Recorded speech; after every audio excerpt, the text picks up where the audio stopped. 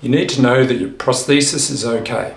Speak to your doctor or your surgeon about this. They'll take a history, examine you, and perform some investigations such as scans and blood tests to determine that your prosthesis is okay.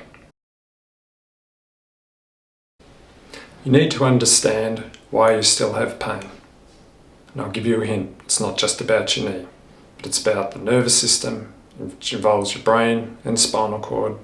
It's about your muscles, how you move, things like mood, stress, your social circumstances and your past experiences.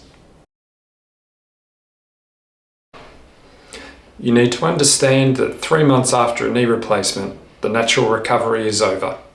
You need to take an active approach to now reduce your pain, improve your function, and improve your quality of life. Waiting for the magic to happen will leave you waiting. As part of an active approach to your recovery, you need to exercise. Unfortunately, this can be very challenging when you still have knee pain after your knee replacement. But with the right strategies, you can exercise and it will reduce inflammation, improve muscle function, improve your ability to walk, reduce stress, improve mood, and it will reduce pain. Stress increases our pain and pain increases our stress. So stress reduction is an important part of the pain rehabilitation program for people with pain after a knee replacement.